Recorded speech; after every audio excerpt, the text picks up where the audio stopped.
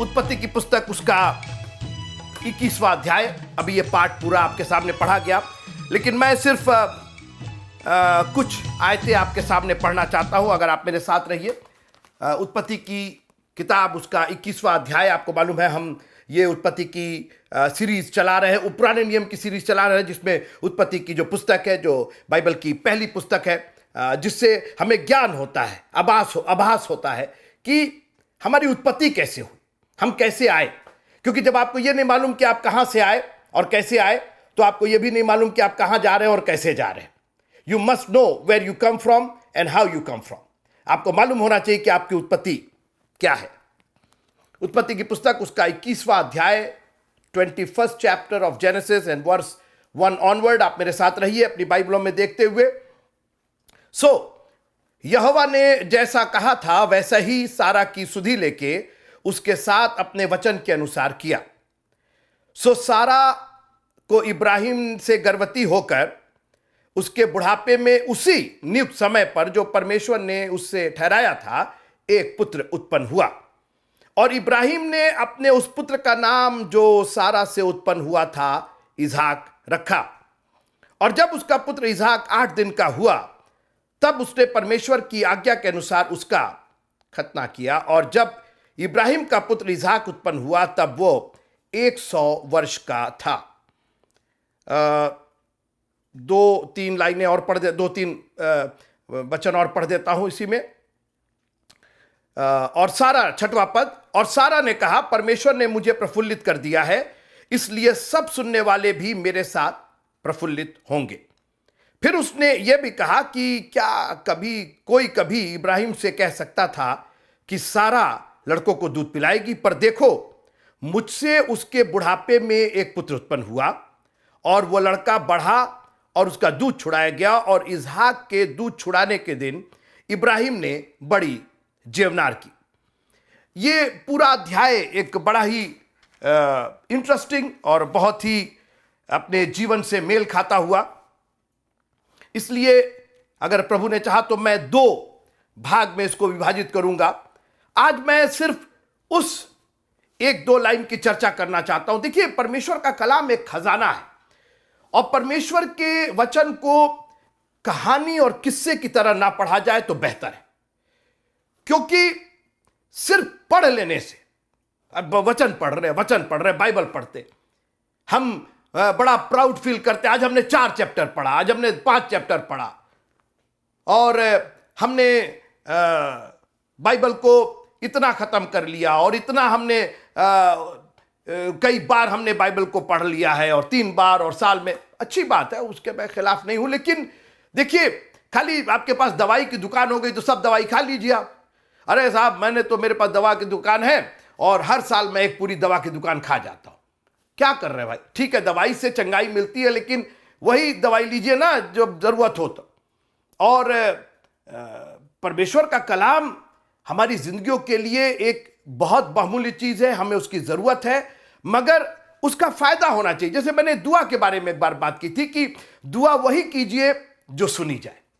वचन का जो पढ़ना है वो वही कीजिए जो आप मान रहे हो, वरना पढ़ने को तो आप एक अखबार की तरह पढ़ ले रहे, वो जीवन में कहीं घटित तो हो नहीं रहा, वो दिखाई तो दे नहीं रहा। क्योंकि वचन को देहधारी होना है, वचन को आपके देह में समाना है, आपकी क्रियाकलाप उसके द्वारा गवर्न होनी है। वो दिखाई देगा मित्रों, कहना नहीं पड़ेगा, आपको ढिंढोरा नहीं पीटना पड़ेगा कि वचन मेरे अंदर काम कर रहा, वो दिखाई देगा। लोग आपके जीवन को देख करके, आपकी नजरों को देख कर, आपकी बातचीत को देख के, आपकी जबान से निकले एक एक लफ्ज को देख करके पहचान जाएंगे कि आप वचन की कितनी बात मान रहे हैं। और आज मैं इस पूरे जो अभी हमने पढ़ा, उत्पत्ति का 21वां अध्याय, इससे सिर्फ एक लाइन लेकर के आपसे बातचीत करना चाहता हूं। और मैंने जैसे कहा कि अभी तक हमने उत्पत्ति की किताब को सिर्फ एक किस्से कहानी के रूप में पढ़ा, और हमें कई बार यह समझ में नहीं आता कि वाकई हमारी जिंदगी से जुड़ा है कि नहीं जुड़ा।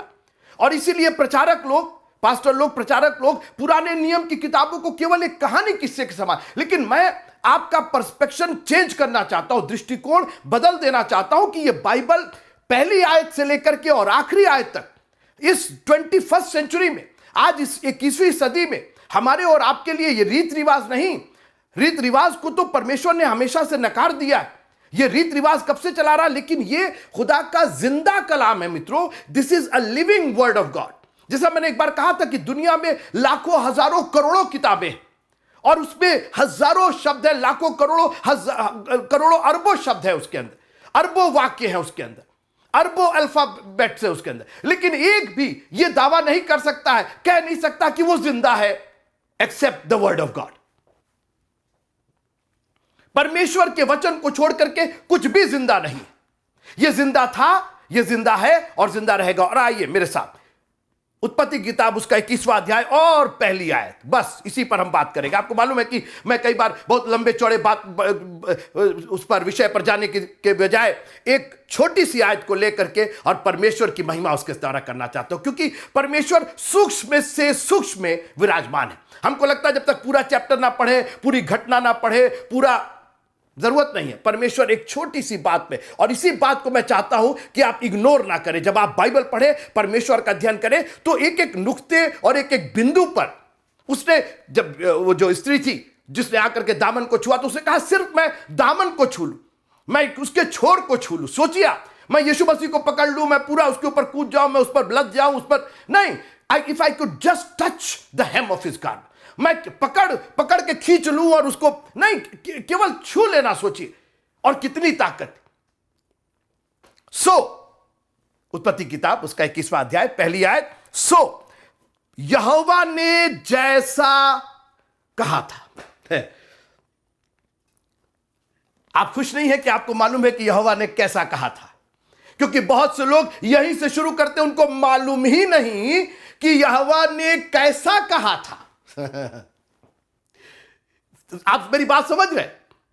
क्योंकि अगर आप सिर्फ यहीं से शुरू करेंगे कि यहोवा ने जैसा कहा, अरे कैसा कहा था बाबा, यह पता ही नहीं है हमको। बात हम दुनिया की करते हैं। मैं आपसे पूछना चाहता हूं कि परमेश्वर ने आपके जीवन में कैसा कहा है? आप दुनिया की बात करते हैं, दुनिया की हिकमत लगाते हैं, दुनिया के परपंच हम करते हैं। परमेश्वर ने कैसा कहा है यह बताइए ना। क्योंकि मेरी बात सुनिए, उसकी वजह यह है, मैं कैसा इसलिए कर रहा हूं क्योंकि जैसा उसने कहा है वैसा ही वो करेगा। बस इतनी बात जान लीजिएगा। पहले वो कहेगा, और कहेगा क्या, उसने पहले से कह दिया है। और अगर वो करेगा, आप कितना भी चिल्ला चिल्ली कर लीजिए। और आज हमारी जिंदगियां कई बार इसीलिए मेस्ड अप है, क्योंकि हमने जैसा उसने कहा था वैसा हम नहीं कर पा रहे, क्योंकि हमको तो यह मालूम ही नहीं है कि कैसा उसने कहा था। खुदा का कलाम तो हम लोग बिल्कुल, जैसे मैंने कहा ना, एक अखबार के समान, एक कहानी किस्से के समान। बाइबल का एक चैप्टर पढ़ना है तो हम पढ़ दे रहे, नहीं बाबा ऐसा नहीं करिए। यह परमेश्वर का वचन कुछ कह रहा है, जैसा उसने कहा था, जैसा उसने सोचा नहीं था, जैसा उसने किया नहीं था, जैसा उसने कहा था। पहले इस कहने को समझिए। He is trying to tell you something. जब आप किसी से कॉन्वर्स करते, बात करते, तो आप कहते अच्छा ही बताओ हमने क्या कहा था, हमने क्या कहा। सर वो तो पता नहीं कि आपने क्या कहा। अरे जब कहा, जब यही नहीं पता तो तुमने किया कैसे? बहुत सारी बातें लोग कर देते और आप गुस्सा होते कि ये कैसे कर दी, ये बताओ। हम पूछते ना, ये बताओ हमने कहा था ये करने के लिए। फिर आप पूछते अच्छा जो हमने कहा था वो तुमने किया। मैं कह रहा हूं कि परमेश्वर ने जो कहा है वो वैसा ही करेगा। और आज अपने जीवन का अवलोकन कीजिए, एक टिक मार्क लगाइए अपने जीवन में कि परमेश्वर ने क्या क्या कहा है आपसे। आप क्यों हिला हवाली कर रहे हैं? वो बार बार पूछ रहा कि भाई जो हमने कहा है वो तुम कर रहे हो कि नहीं कर रहे हो। हम लोग दुआ लंबी चौड़ी करते हैं, हम लोग ये चाहते हैं वो चाहते हैं, ऐसा कर दीजिए वैसा कर दीजिए। ये बताइए आपने उसके कहने को सुना है कि नहीं सुना है? क्योंकि बिना उसके कहे के सुने के कुछ होने वाला नहीं।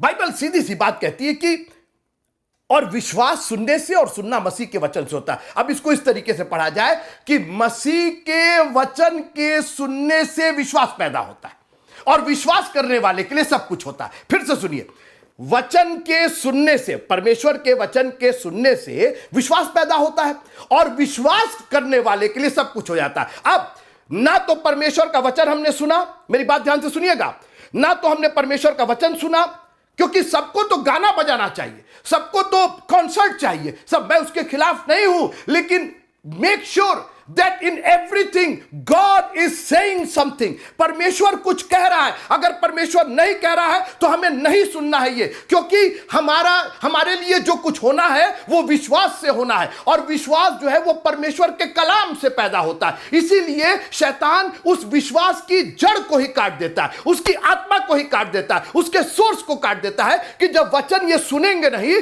तो विश्वास होगा नहीं और इनके लिए कुछ पूरा नहीं होगा, ये चिल्लाते रह जाएंगे, और फिर क्या होगा, अविश्वास पैदा हो जाएगा। मित्रों, जब विश्वास नहीं होगा तो होगा क्या, अविश्वास पैदा होगा, और फिर आप कहेंगे परमेश्वर कुछ नहीं कर रहा, हमारे लिए ये नहीं हो रहा, चर्च सब जाते कोई फायदा नहीं हो रहा, बाइबल पढ़ते कोई फायदा। अरे आप परमेश्वर का वचन सुन ही नहीं रहे।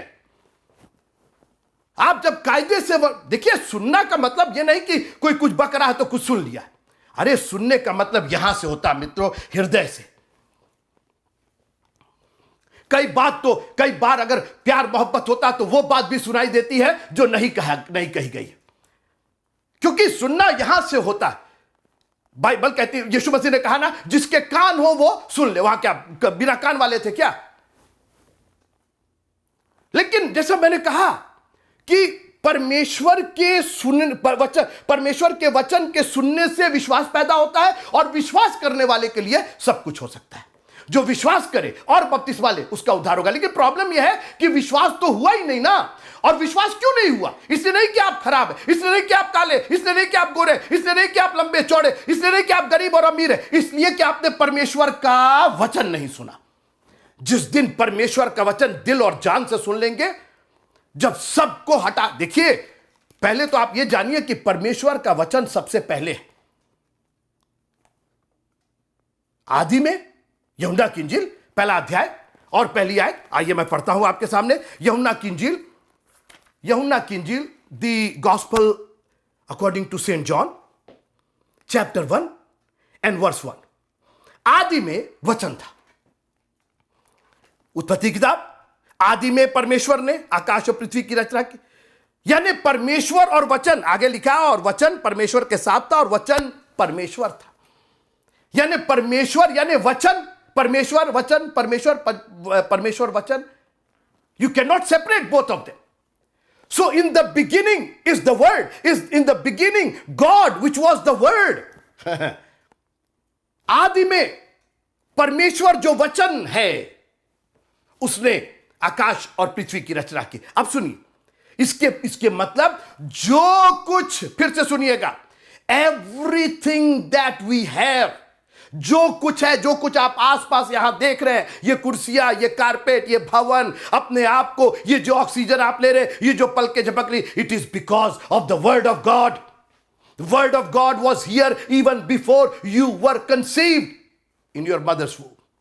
अपने माता के पेट में, गर्भ में पलने से पहले वचन था, और इसलिए हर बात में वचन सबसे पहले रहेगा। वचन को कोई सुपरसीड नहीं कर सकता है, कोई चीज ढांक नहीं सकती।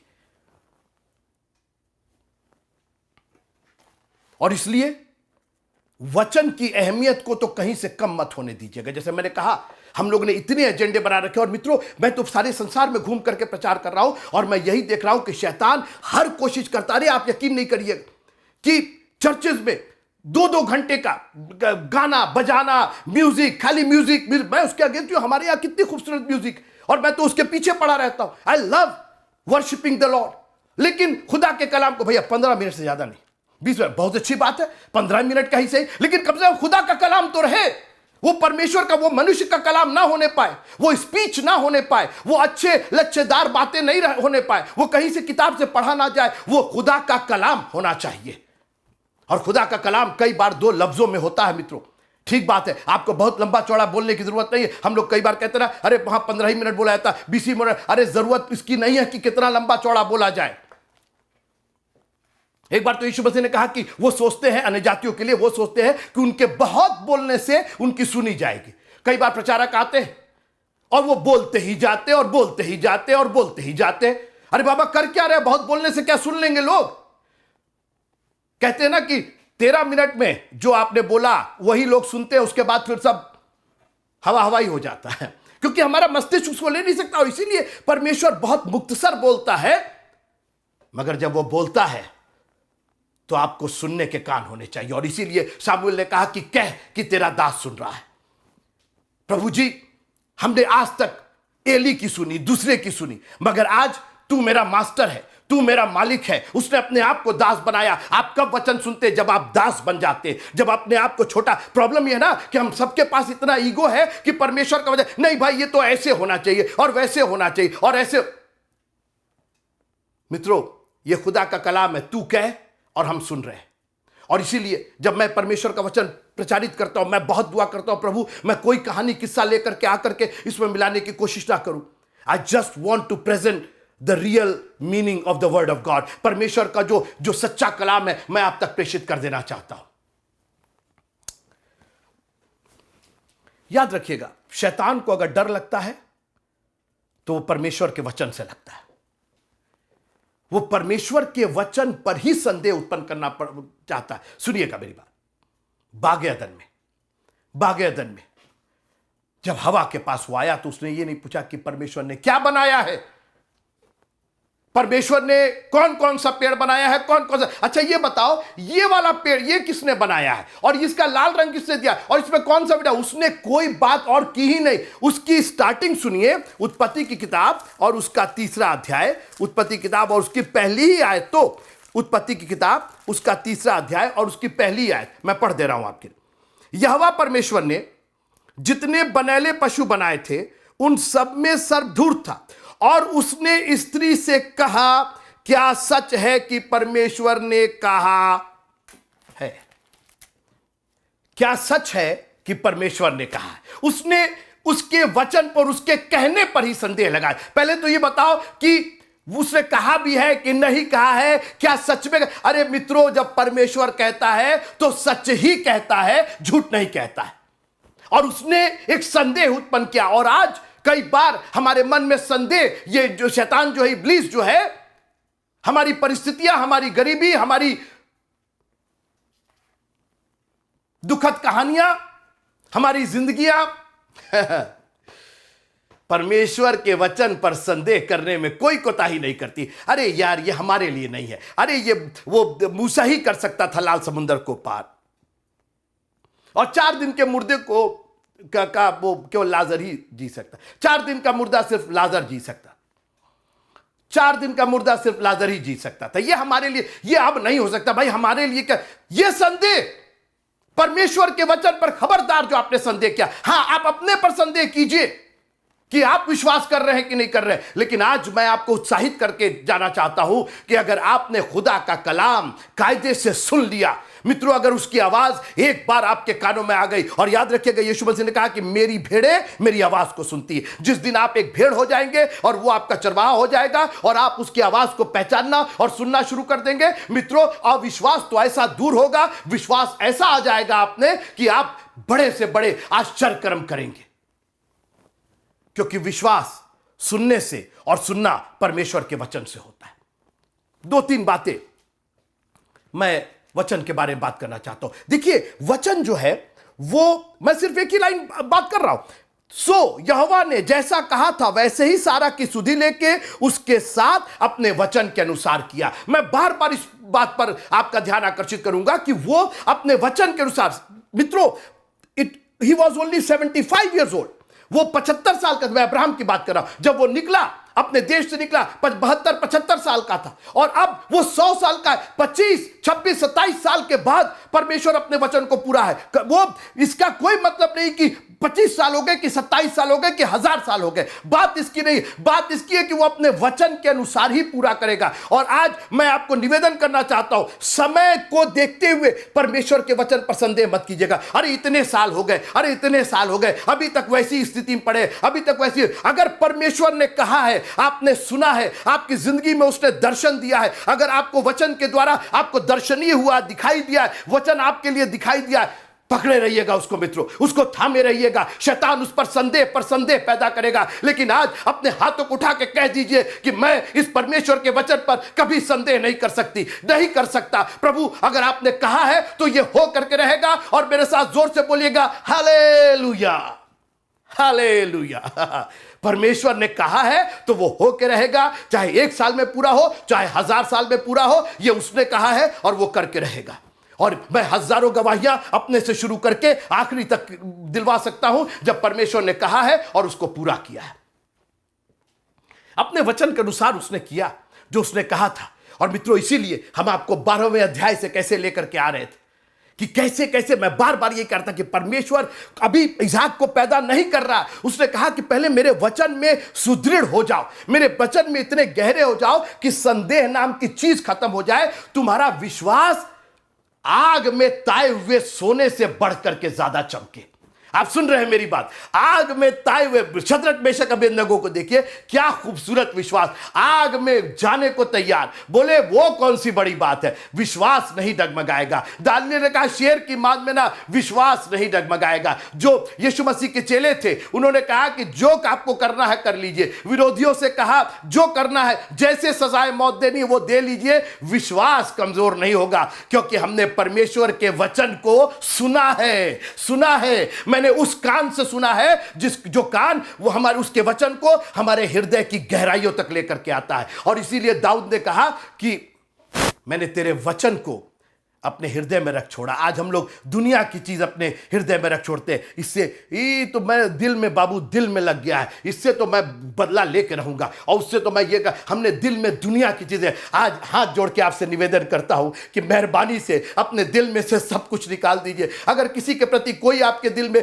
कोई ऐसी बात है तो हाथ जोड़ के माफी मांग लीजिए। कह दीजिए भैया दीदी हमने आपको माफ किया, मेरे दिल में था। मुझे याद है मैं जब बाइबल कॉलेज में सैन एंटोनियो में पढ़ाता था तो एक लड़का था, यंग लड़का था, मुझे नहीं मालूम किस बात से वो हर्ट हुआ था और क्या था, लेकिन कुछ दिन के बाद मैंने प्रचार किया और सब मैंने बातें की। उसने मेरे जीवन को देखा, मेरे वचनों को देखा। वो आकर के मैंने उससे पूछा नहीं कि क्या प्रॉब्लम थी। उसने कहा कि पास्टर साहब मेरे दिल में आपके प्रति बहुत घृणा थी, मैं बहुत हेट करता था आपको, जो भी था वो क्या था मुझे मालूम नहीं, लेकिन आज मुझे माफ कीजिए और मैं आपको माफ करता हूं। मैं जो भी सोचता था मैं गलत सोचता था, और मैंने बहुत ज्यादा उससे इंक्वायरी नहीं की। मैंने कहा भाई मेरे दिल में आपके प्रति कोई ऐसा दुराव नहीं है, कोई ऐसी बात नहीं है, प्रभु आपको आशीष दे, लेकिन आप अपने दिल को साफ रखिए। और इसीलिए दाऊद ने कहा कि इतनी बड़ी मेरी प्रजा है, इतने मेरे सैनिक हैं, इतने मेरे कर्मचारी हैं, बहुत सी बातों को मैं अपने हृदय में रख सकता हूं, लेकिन नहीं प्रभु जी, मैंने सिर्फ तेरे वचन को अपने हृदय में रख छोड़ा है कि मैं तेरे विरुद्ध पाप ना करूं। खुदावंद दुनिया के प्रति गलती हो जाए वो चल जाएगा, लेकिन आपके खिलाफ पाप ना हो। और मैं आपको निवेदन करके आपको उत्साहित करना चाहता हूं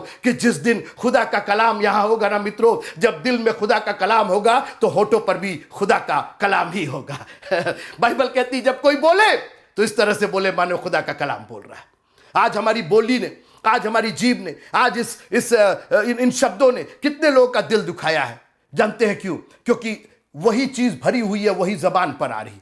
लेकिन जिस दिन खुदा का कलाम भर जाएगा ना मित्रों, परमेश्वर का वचन भर जाएगा। और इसीलिए मैं पीस चर्च में और कुछ नहीं दे सकता, लेकिन खुदा के कलाम में कभी कमी नहीं आने दूंगा, क्योंकि यह कलाम आदि में भी था और अनंत में भी यही रहेगा। यही कलाम हमें संभालता है। मनुष्य रोटी से ही नहीं जीता है, लेकिन हर एक वचन जो परमेश्वर के मुख से निकलता है। फिर से सुनिएगा, हर एक आश्चर्य कर्म नहीं, हर एक मिरेकल नहीं। आज मिरेकल की सभाएं होती है, आज प्रेयर मीटिंग होती है, और वो होती है, मैं किसी के खिलाफ नहीं हूं, लेकिन on top of that don't lose the value of the word of God. परमेश्वर के वचन की अवहेलना मत कीजिएगा। खुदा का कलाम पहले आप अपनी जिंदगियों में भर लीजिए। जितना कलाम होगा उतना ही खुदा होगा आपकी जिंदगी में। फिर से सुनिए, जितना परमेश्वर का वचन आपकी जिंदगी में होगा उतना ही खुदा आपके जीवन में होगा। Because God is word and word is God. वचन ही देहधारी होकर के आया, और उसने कुछ यूज किया ही नहीं। ना तो सूरज देहधारी होकर के आया, ना चांद देहधारी होकर के आया, हाँ, ना सितारे देहधारी होकर के आए। अगर देहधारी होकर के आया तो वचन ही आया। परमेश्वर ने कहा मैं अपने वचन को, उसकी वजह है। देखिए पढ़िए भजन संहिता, मैं पढ़ दे रहा हूं आपके सामने। भजन संहिता उसका 138वां अध्याय, भजन संहिता 138, 138 साम 138, भजन संहिता 138। वे तेरे पवित्र मंदिर की ओर दंडवत, मैं तेरे पवित्र मंदिर की ओर दंडवत करूंगा। भजन संहिता 138 और उसका दूसरा पद, मैं तेरे पवित्र मंदिर की ओर दंडवत करूंगा और तेरी करुणा और सच्चाई के कारण तेरे नाम का धन्यवाद करूंगा। क्यों धन्यवाद करूंगा? क्यों तेरे पवित्र मंदिर की ओर दंडवत करूंगा? क्योंकि तूने अपने वचन को अपने बड़े नाम से अधिक महत्व दिया है। सुन रहे आप, वचन को उसने बड़े नाम से, जो यीशु नाम था, उससे ज्यादा महत्व दिया, क्योंकि वो एक्चुअली वो वचन ही था। यीशु नाम तो हमारे और आपके लिए दिया गया ना मित्रों, वो तो उद्धार के लिए दिया गया, क्योंकि आखिर में उसकी वजह है, जब उद्धार का काम पूरा हो जाएगा फिर यीशु नाम की जरूरत पड़ेगी नहीं आपको। फिर तो यीशु जो नाम है, जो पापों से छुटकारा देता, फिर तो हम लोग पापी रहेंगे नहीं, हम लोग तो स्वर्ग में होंगे, फिर हम उसके बेटे और बेटियां होंगे, फिर तो हम लोग याजक का समाज होंगे, फिर तो हम लोग न्याय करेंगे, हम लोग न्यायी बन जाएंगे। और उसके बाद अगर कुछ नाम रह जाएगा तो सुनिए, हमने इस पर बात की थी, प्रकाशित वाक्य, बहुत अच्छी लाइन है ये, मेरे साथ रहिए आप। प्रकाशित वाक्य और उसका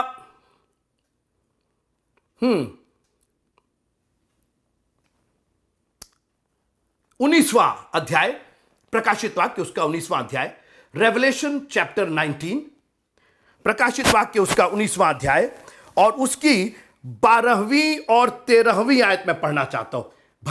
प्रकाशित वाक्य उसका 19वां अध्याय, Revelation chapter 19 and verse 12 and 13। उसकी आंखें आग की ज्वाला है और उसके सिर पर बहुत से राजमुकुट है और उसका एक नाम लिखा है जिसे उसको छोड़ और कोई नहीं जानता। अजीब बात है भाई, तो फिर उस नाम का फायदा क्या जो और कोई नहीं जानता? अभी सुनते रहिए कि वो नाम है क्या। खाली ये मम्मी पापा ने डेडिकेशन के समय ये नाम रख दिया, वो नाम रख दिया, जिसका कोई मतलब नहीं है। हाँ, मिस्टर व्हाइट रख दिया, मिस्टर ब्लैक का मिस्टर ब्लैक रख दिया, मिस्टर व्हाइट का, ये तो कोई मतलब नहीं हुआ ना। सुनिए, जिसे उसको छोड़ और कोई नहीं जानता। 13वां पद, प्रकाशित वाक्य 19वां अध्याय और 13वां पद, और वह लहू से छिड़का हुआ वस्त्र पहने हैं और उसका नाम परमेश्वर का वचन है। सुना आपने?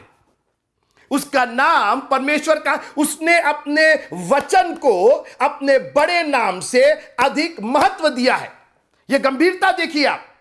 तो क्यों भाई वचन, यानी वो नाम बहुत अच्छा, वो नाम हमें जरूरत है, लेकिन यह मत समझिए कि नाम लेने से वचन हट गया, क्योंकि वचन ही तो वो नाम होकर के आया है। वचन ने एक नाम ले लिया और देखिए वचन अलग अलग तरीके से काम करता है। लिखा है कि उसने अपना वचन भेजकर उनको चंगाई दी है। तो आज जो आपकी चंगाई है वो वचन के कारण है। वचन भेज करके उसने शांति प्रदान की। जब वो आया, उस पर नाव में आया और नाव में सामने खड़ा हुआ, आंधी और तूफान चल रहे थे, केवल वचन बोला मित्रों, ना कोड़ा लगाया ना हंटर लगाया, केवल वचन बोला, शांत हो जा, थम जा, ठहर जा, और सब कुछ शांत हो गया। यह वचन का प्रतिरूप है, यह वचन दिखाई दे रहा है। वचन अलग अलग तरीकों से, वो उद्धारकर्ता के रूप में, वो हमारे पिता के रूप में, वो हमारे भाई के रूप में, वो हमारे मीडिएटर के रूप में, सहायक के रूप में, एडवोकेट के रूप में, अलग अलग तरीके से वो वचन देहधारी होकर के हमारे बीच में वो डेरा करता है। अलग अलग तरीकों में उसका रूप दिखाई देता है। और फिर जब स्वर्ग में जाएंगे उसके बाद वो यीशु नाम विड्रॉ कर ले, उसकी जरूरत नहीं पड़ेगी, क्योंकि हर एक नाम उसका जो है वो किसी पर्पस से है। जो आप नाम बोलते हैं वो पर्पस, जो यीशु नाम आप बोलते हैं, अभी हमें जरूरत है, क्योंकि हमें पापों से छुटकारे की जरूरत है। मित्रों, उस वचन में इतनी ताकत है कि क्रूस पर जो आखिरी पड़ाव था उद्धार का, बहुत ध्यान से सुनिएगा, यह मैं बहुत गंभीर चर्चा कर रहा हूं। क्रूस पर उद्धार का आखिरी पड़ाव था, चरनी में उद्धार का पहला पड़ाव था, वहां से शुरू हुआ। वो वचन देहधारी होकर के आया, मगर अभी वचन कंप्लीट नहीं हुआ था, उसको कंप्लीट क्रूस पर करना था।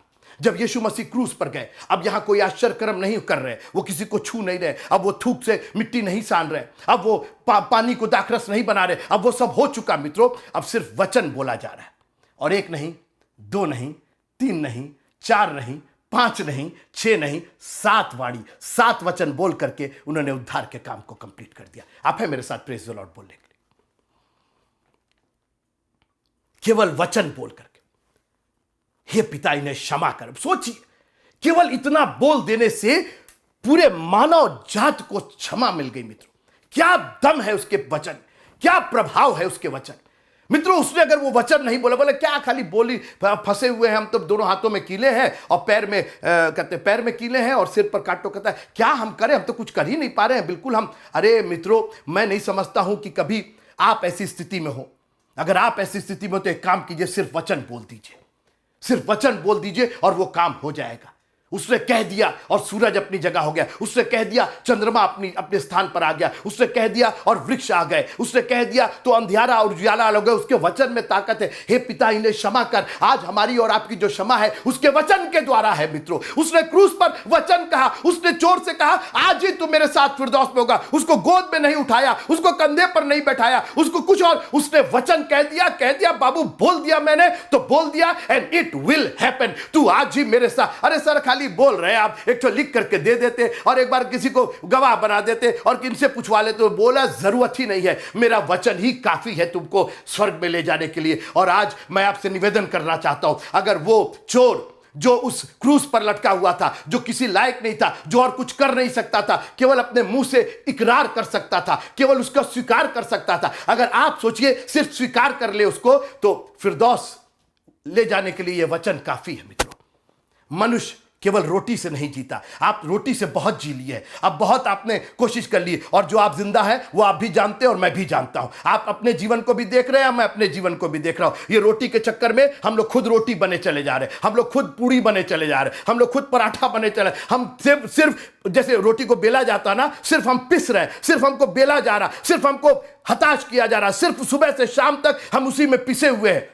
हर एक वचन जो परमेश्वर के मुख से निकलता है, और एक बात बता दे, यीशु मसीह ने बड़ा स्पष्ट किया, कहा कि हर एक वचन जो परमेश्वर के मुख से निकलता है, पादरी साहब के मुख से नहीं, बिशप साहब के मुख से नहीं, इवेंजलिस्ट के मुख से नहीं, परमेश्वर के मुख से क्या निकला है। और मैं चाहता हूं कि आज आप उसको पहचाने। खुदा तू क्या कहता, टॉक टू मी। और फिर संदेह मत कीजिएगा। आप ये सोचे अरे परमेश्वर हमसे कैसे बात करेगा और हमसे कैसे बोलेगा। मित्रों, वो बोलता आया है, वो कहता आया है। आदि में परमेश्वर ने उसने कहा उसने कह दिया कि अंधेरा इससे उजाले से अलग हो जाए, उजाला अंधकार से अलग। उसने कह दिया मित्रों, वो तब से कह रहा है और आज भी कह रहा है। आज भी वो आपसे बातें करने को तैयार है। सुनने के कान तो रखिए।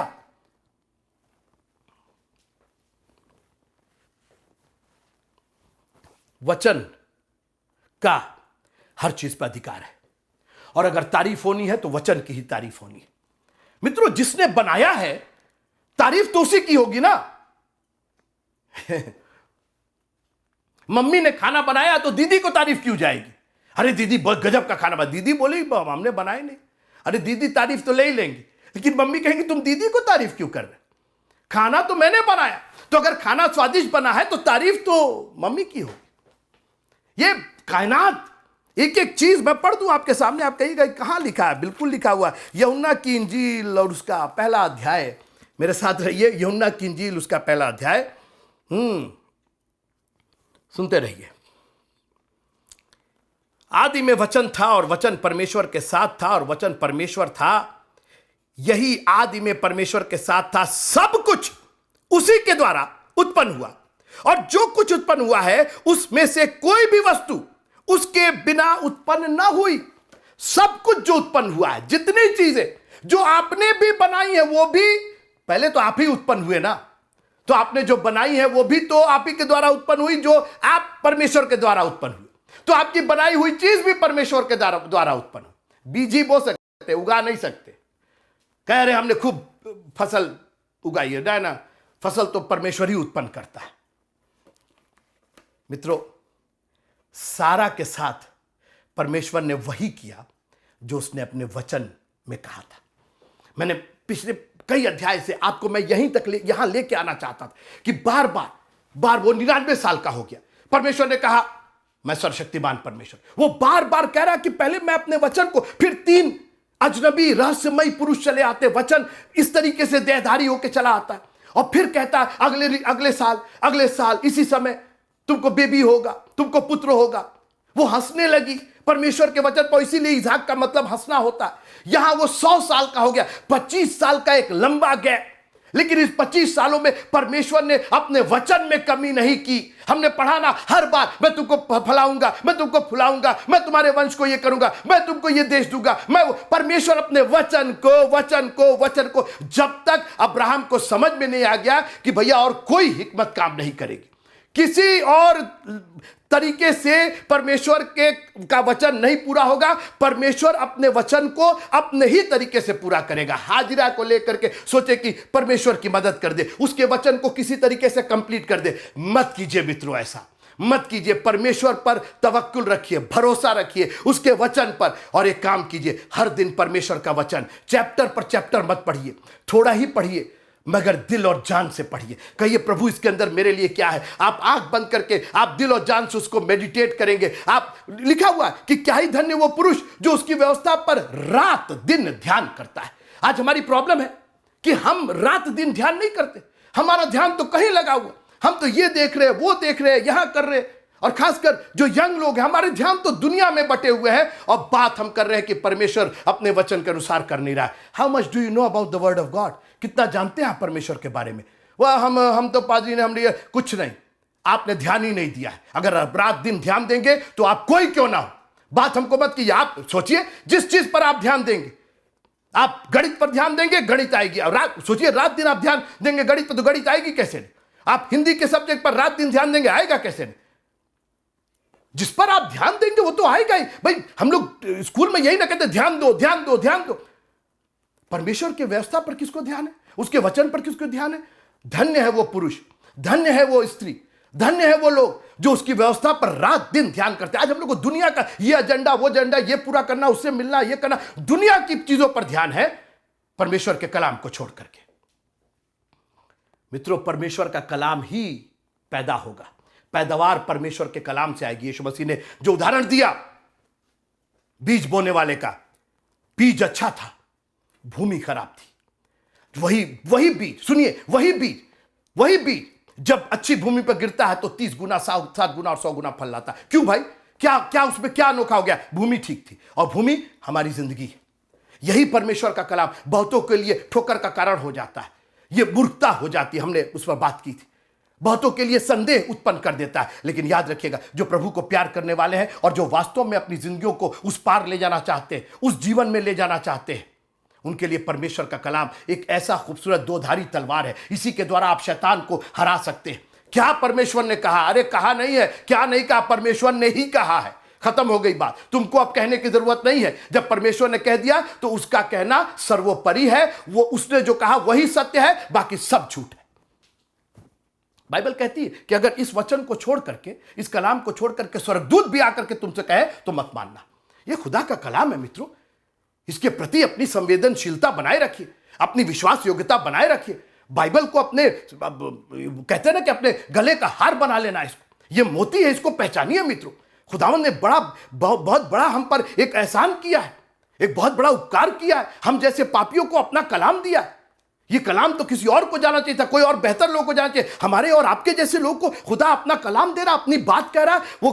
तब परमेश्वर का वचन पहुंचा, तब परमेश्वर ने कहा, तब परमेश्वर दीवाना है हमसे बात करने के लिए। और एक हम लोग हैं कि संडे हम लोग को समझ ही में नहीं आता। कहां आपको दीवानगी होनी चाहिए कि भाई परमेश्वर का कलाम सुनना, कम्युनिकेशन होना। आप मेरी बात ये बताइए कि अगर आपका कोई शुभ संदेश आने वाला है और मालूम होगा कि भाई अगले 6 दिन के बाद आएगा, आपके लिए वो 6 दिन कैसे बीतेगा? अरे आज बीत नहीं रहा। अरे हमको गुड न्यूज मिलनी, हम एक चेक आना है, मेरा एक पैसा आना है, मेरा मनी ऑर्डर आना है, मेरी तनख्वाह आनी। You look forward to that. और यहां पर जिंदगी और बहुतायत की जिंदगी की बातें हो रही। उसने एक दिन ठहराया है कि आपको आशीष दे उस दिन में। और हम और आप है कि हमें समझ में नहीं आता कि परमेश्वर का कलाम हमारे लिए किस खूबी से काम कर सकता है। मैं दुआ करूंगा, आप भी अपने लिए दुआ कीजिए, मैं भी अपने लिए दुआ करता हूं। खुदाबंद, ये कलाम मेरे चित्त से ना उतरने पाए, ये बाइबल मेरी जिंदगी हो जाए, क्योंकि ये बाइबल खुदा का कलाम है। इसने मूसा को संभाला, इसी कलाम से उसने एलिया को संभाला, शिमशौन को संभाला, दाऊद को संभाला, सुलेमान को संभाला।